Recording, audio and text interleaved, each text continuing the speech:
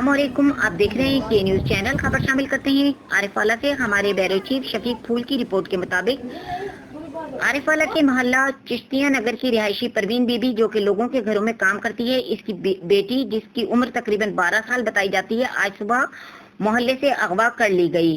और अगवा होने वाली बच्ची शमीम अख्तर की वालदा ने रोते हुए बताया।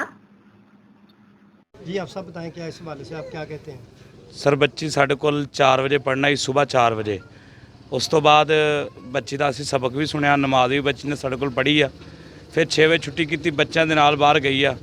ਫੌਰਨ ਇਹਦੀ ਵਾਲਦਾ ਆ ਗਈ ਕਿ ਮੇਰੀ ਬੱਚੀ ਨਹੀਂ ਮਿਲਦੀ ਪਈ, ਤੇ ਇਹ ਗੱਲ ਸੁਣ ਕੇ ਸਾਰੇ ਮਹੱਲੇਦਾਰ ਅਸੀਂ ਬਾਹਰ ਆ ਗਏ। ਉਸ ਤੋਂ ਬਾਅਦ ਬੱਚੀ 6 ਵਜੇ ਤੋਂ ਬਾਅਦ नहीं ਲੱਭੀ। आप बताएं, आप क्या कहते हैं? मेरी बच्ची नहीं मिली। मैं इसके पास गई, फिर महल्ले वाले ने दरवाजे खड़काए, महल्ले वाले बाहर निकले।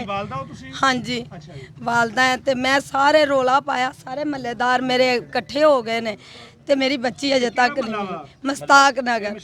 हाँ जी, कोई पुलिस वाले ने नहीं सुनी, कोई किसी ने नहीं सुनी। दरखास्त भी दे के आंदी, सब कुछ किया है, किसी ने नहीं सुनी। वो गई हुई है, कब की गई हुई है? 6 बजे की, अभी नहीं आई। ये बात भी सुनने में आई है कि इस हवाले से कोई कत्ल का केस हुआ इस मोहल्ले में, उसकी आप हाँ जी, हमने गवाही दी है। उस गवाही की मुझे उसने परसों मारा भी है, घरे खिंच के मैनू कुटिया भी है, तिना मां पुत्रा ने।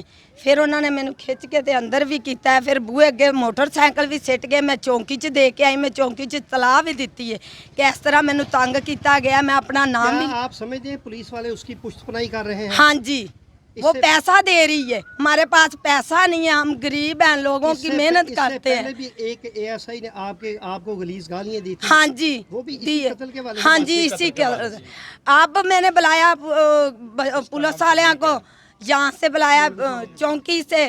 उन्होंने कहा तुम तो तमाशा कर रही हो, आपकी बच्ची नहीं गवाई। आपकी मदद बिल्कुल नहीं करती, नहीं करती। आपका आईजी पंजाब, वज़ीर-ए-आला पंजाब से क्या मुतालबा है?